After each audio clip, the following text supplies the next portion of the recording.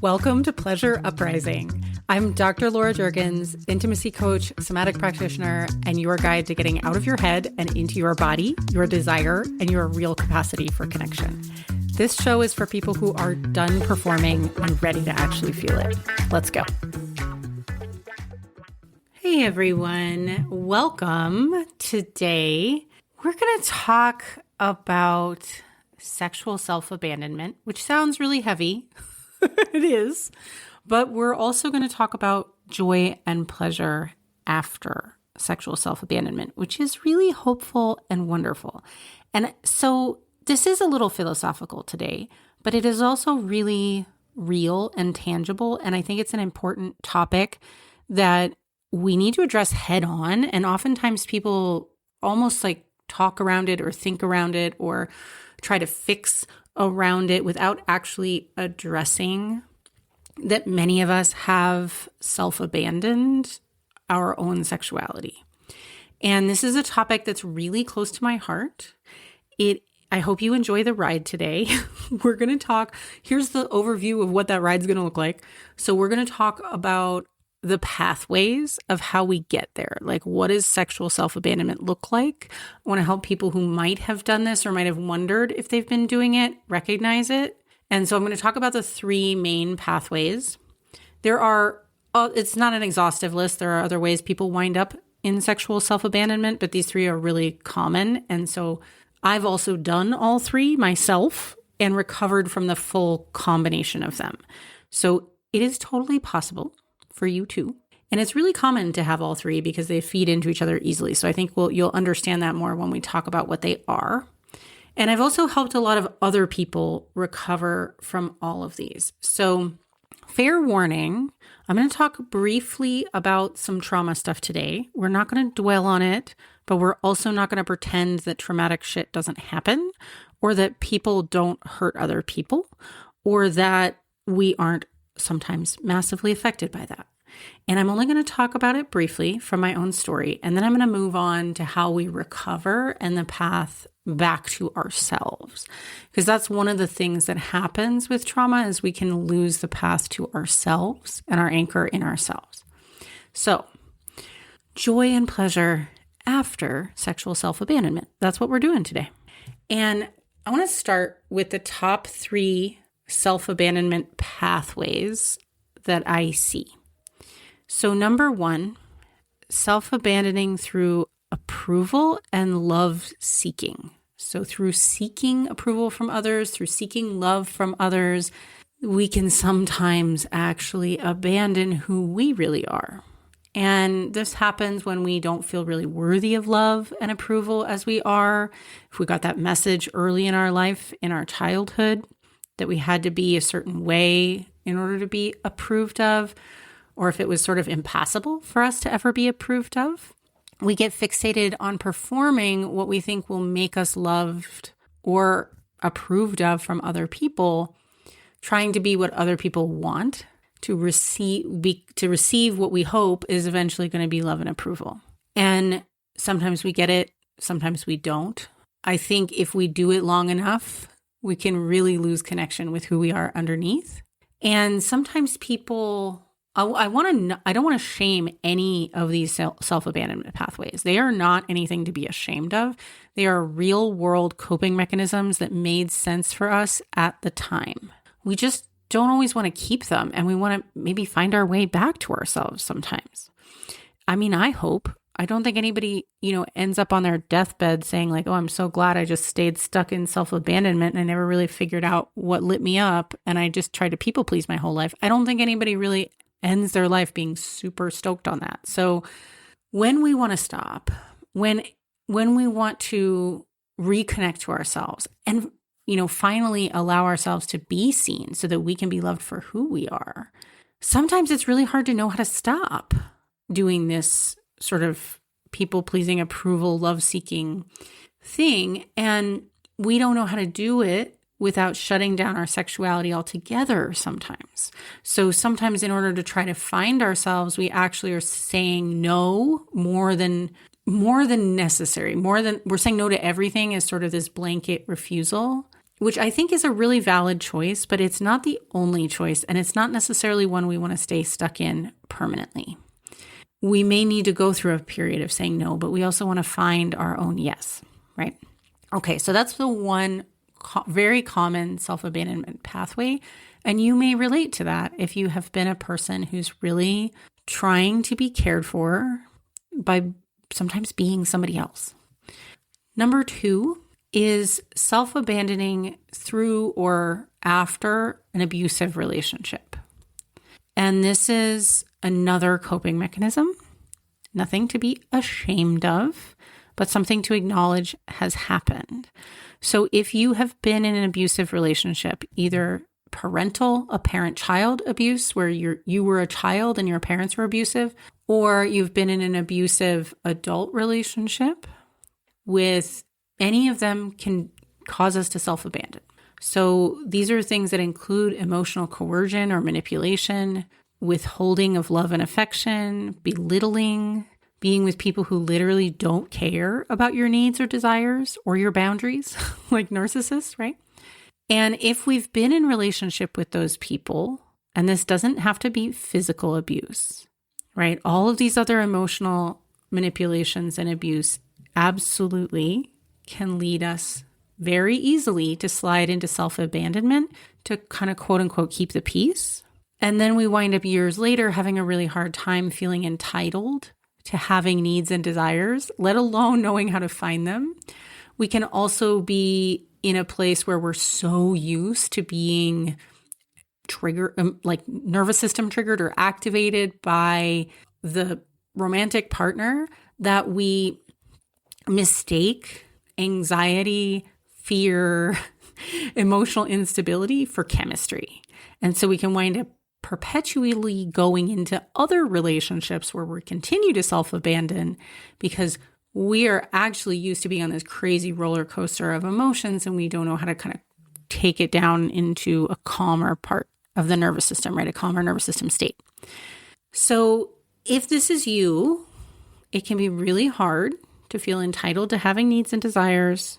It can be even hard to love and support yourself at all since you've practiced self-abandonment in the relationship. And it may not feel safe to love and support yourself, your body, your desires, your boundaries, right? And so, in my case, I started with an abusive parent, which led to abusive first sexual relationships. And I've had many clients who had prior abusive relationships that really did a number on their access to their own pleasure. And I love helping people. This is one of my favorite things to do, is help people find their way back to their own pleasure on their own terms after having been in abusive relationships, because it's really rewarding. And what we can see is that it can feel almost like a death sentence. Like I only ever going to be able to abandon myself because I don't know how to do it differently when we've been in an abusive relationship. But that's not true. You can learn to do things differently. You can learn to know what you want and practice showing up with that as a priority. But it can be a challenge. It really can be a challenge, and we typically do need some support. And so the third one, and a lot of times this is related, right? We can see about like abusive relationships. They can also be associated with prior sexual or relational trauma, right? Which brings us to number 3, self-abandoning through trauma and dissociation. And so you can see that none of these 3 are mutually exclusive, right? And they all often are going to overlap. But you don't have to be in an abusive relationship to have trauma or dissociation. So what I'm talking about here, sexual trauma, explicit assault, molestation are obvious ones, but they're just 2 types. There's also the trauma of sexual harassment, the religious and shame-based trauma, and other kinds of more subtle traumas in families of origin where there's a lot of attachment wounds and, miscommunication, misattunement to children, no support of your autonomy, things like that. So we can start in trauma and dissociation.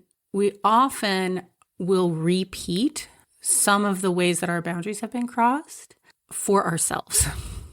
So if, for example, it wasn't safe to have boundaries or we have an experience of our boundaries being crossed, we can often wind up pushing ourselves to have sex for someone else when our body doesn't want to or isn't ready. And that can also happen in abusive relationships, which was number 2, and it can happen through approval and love seeking, right? Where we're pushing ourselves to have sex, even though our body doesn't actually want it or isn't ready.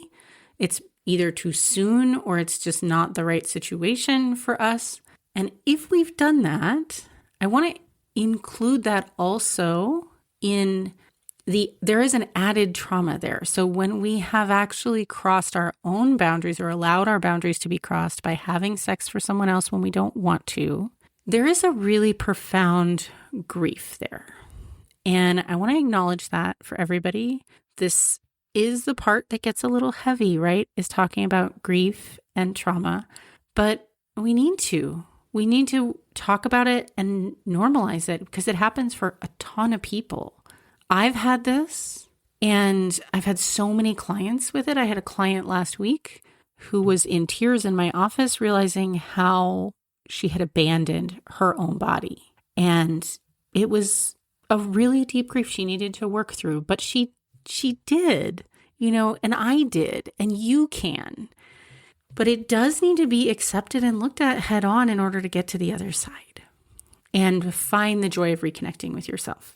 So I want to really talk about the path back here because these are 3 common ways that people can self-abandon as coping mechanisms. But there's also a path back to yourself. And sometimes it's hard to find on your own, and that's okay. But let's define first what the back is. The path back to where? It's to you. It's to your own pleasure. It's to your own erotic self. It's to your own secure attachment with you, where you're not an abuser, where you're not abusing yourself inside your head, where you are not pushing yourself past your own body's boundaries. It is to a positive relationship with yourself, your body, your genitals, your pleasure. That is what the destination is that we are working to help you get back to, is you. And you can decide, and that's why there's no one size fits all, right? I'm going to talk to you about sort of the general path back, but it's going to be at your pace, led by your body, your nervous system, right? This is why I don't do this work in like big groups. It doesn't work. You can try. A lot of times you get more traumatized because they're not going at your body's pace and they're not attuned enough to you because they have a whole big group of people, right?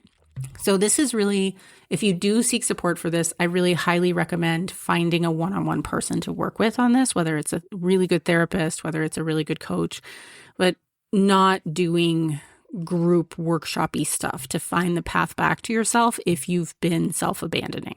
And this is where, because people who have been self-abandoning are also very vulnerable to do more self-abandoning based on group dynamics, the group will like pull you faster than your body needs and your nervous system needs. And so this is where, if you listen to any of the episodes about culty stuff, cult dynamics, and them, preying on people looking for sacred sexuality. If you are a person who has historically self-abandoned for any of these 3 reasons, please do not go into quote unquote sacred sexuality spaces hoping to find the path back to yourself in a group setting, because you really need help attuning first to yourself so you know where your boundaries are. Then it will be safe for you to go into a group setting. Once you know where your boundaries are, you can actively say what you want and don't want, and you feel comfortable walking out the door, and you feel comfortable telling somebody to fuck the fuck off when they are trying to cross your boundaries. So until that happens, you can't go, please don't go into a group setting. Okay, so that said, the path back is to you. You decide after that whether you want to erotically connect with other humans or not. You don't have to.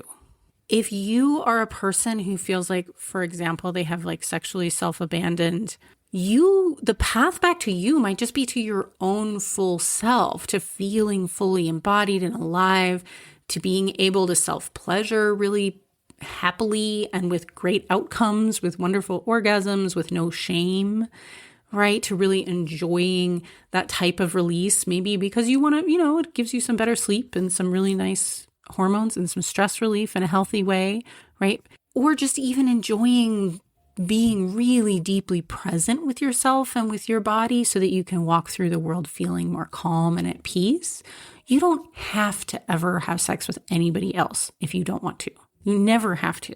And that doesn't have to even be a goal. If you want it to be, then it will be so much better when you do erotically connect with other humans that you choose to connect with, when you have already found the path back to yourself, when you already have the joy and the pleasure and the playfulness and the safety to be in your body with its pace and its boundaries and its joys and the things it likes, you will have much better sexual connections with other humans from that place if you are deeply and unshakably connected to yourself first. So, and it's just, it's okay if you want to stop at the self-connection part. If you never even want to do that, I think that part is sad. If we never even want to reconnect with ourselves, that is the part that is sad. It's leaving this huge amount of joy in life untasted, right? And that's my bias, and I will admit that here. From my own path, I'm so glad that I found the path back to at least to my own pleasure in my own body and to be able to be embodied, right? Instead of just dissociated in, trauma land. And from here now, I have the foundation of total choice, right? I can connect with others or not. But when you are really connected to your own erotic self, it's way easier to find the best way to connect with others. And you get really good radar and you will attract more aligned people because they can actually feel it and it feels good and safe to them because they know what it's like inside them. So some people get tired of this self-abandonment. And I say all this because some people get tired of the self-abandonment. They may not have ever called it that, but they kind of know that's what's going on. And they just start opting out of dating or romantic relationships completely. And I think that's totally valid. And I'm just not here to ever shame that. But it's also not what a lot of people want. So, instead of just a sort of like a give up and hide approach is okay if that's what you really want, but just make sure you're deciding it on purpose. If you do decide to opt back into sexual relationships with others, it's a really good idea to first learn new ways of relating to yourself and your own sexuality so you can find those best people who will be supportive, connected partners. And if you have typically chosen people who were not those people, then the way to have more success in the future with better relationships is to start with the path back to you. So here's what it looks like. This is what we do. Number one, we really help you feel into your own body and nervous system so that you can have your own compass, your inner compass. I think Martha Beck calls it your North Star, right? Like there's like an awareness in your body of your true self's desires and boundaries, what you want, what you don't want. You can feel them really clearly. If you are a person who already has that, congratulations, wonderful, good for you. There's many of us who don't. I did not used to have that. I was like, oh, that sounds nice, but how do I find it, right? And this is step one, learning to trust your own body, learning to hear it, which takes a bit of a shift because it's not going to be loud and fast like your brain.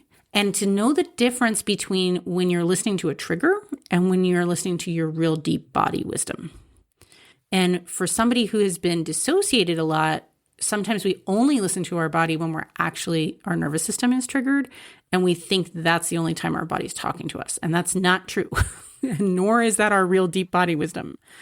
So we want to think towards, helping you find that inner compass. This is the quick break. If you are listening to this show, something in your intimate life may not be where you want it to be. And if you've been trying to think or talk your way through it and it's not quite working, that's not a you problem. That's just a method problem. I made a free guide to help called Get Out of Your Head, a starter guide to releasing the pressure, shame, and shoulds around intimacy. It has some reflection exercises that go deeper than anything you'll typically find in a freebie, and most people feel something shift after just the first one. So go grab it at laurajurgens.com/guide, and the link is in the show notes. Deepest part of you, like who the universe wants for you to be. Number 2, at least, from my perspective. Number 2 on what we do. And this part usually comes with some grief. I'm not going to pretend it doesn't, but I think it's really beautiful pain. It's like clean pain, the kind that brings relief, the cleaning out of the wound. This is like the pain that my client was going through last week when she realized when she finally connected to her body in the middle of a session, we were helping her feel into her own body from the inside. And she realized how much she had abandoned her own sexuality and her own connection with her body. And it brought a lot of tears, and she needed to cry and even be held for a little bit, but it passed, and it left her feeling this deep sense of calm resolve and confidence that I actually hadn't seen in her before. So yes, we process the grief, and then we let it move through us as we leave behind the old habits of self-abandonment. So that's step number 2, is actually letting the sadness of the fact that we did it in the first place, that we abandoned ourselves in the first place, move through. All those times that we didn't hold our own boundaries, right? There's a process of relationship repair and forgiveness that has to happen with ourselves, and it's freeing, and it's beautiful, and there are tears, and that's fine. Right? I think sometimes people are so afraid of this step that they don't even let themselves even start the process of self-rediscovery. And that is such a tragedy. The grief is temporary and tolerable. I think the biggest fear is that you won't forgive yourself, and that's not necessary, because you will forgive yourself. The past you was doing the best you could, and you don't have to do it alone. You can, but you don't have to, right? So we move bravely through that part, we let the grief go, and we start finding the yummy, joyful stuff next. So that's number 3. Number 3 on this path back to yourself is mapping your true desires and needs at a foundational level. And this means getting to know what lights you up. You specifically, emotionally, physically, energetically, in the words that someone offers you, in the way someone looks at you, in the type of touch you get, in the energy a partner brings, in the energy that you bring. And whether you want to keep those things that light you up in fantasy and play solo with them, great. Or you want to express them to a partner, great, equally wonderful. This is about being empowered enough to know how to light yourself up, which is fucking cool. Okay, number 4. We de-shame the living shit out of you and turn your inner critic into an inner cheerleader. And you leaving the shame behind in the past, moving forward in self-compassion, free from all that like negative self-abuse stuff, into being a kind, loving, supportive parent to yourself, to your inner child. So that when you struggle, when you feel small, when you feel scared, when you feel hurt, you know how to care for yourself and hold your own hand instead of being a dick to yourself. This is not about being arrogant or overindulgent. That's totally different. This is about kind parenting of yourself, right? Free of shame, feeling worthy, feeling confident. That's number 4. Number 5, we practice loosening your voice and helping you use it kindly and effectively. So instead of manipulation or passive aggressiveness or angry, backfiring accusations, using your voice to get your needs and desires out aloud into a space where you could actually have a constructive conversation about them. And they could be met because somebody can hear them coming from you calmly. And also, if they're not met, you can handle and process disappointment without it turning into, a whole nightmare or relating it to your worth.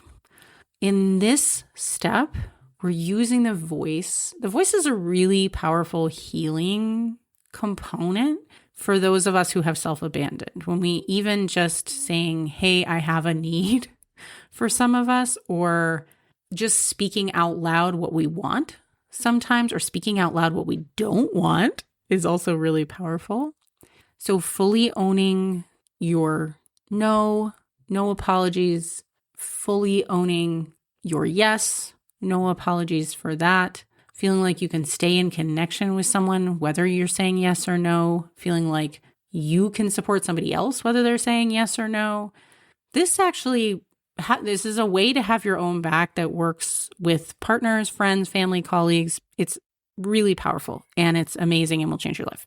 Okay, that's loosening your voice, using it kindly and effectively. Number 6 is basically you stop holding yourself back from being the real you with people. And this step is best taken after doing all the other ones, because we can't just jump to this. This is the thing that I think is a myth in kind of culture, that you can just, people just say, just be yourself as if it's easy. It's not easy to just be the real you with people.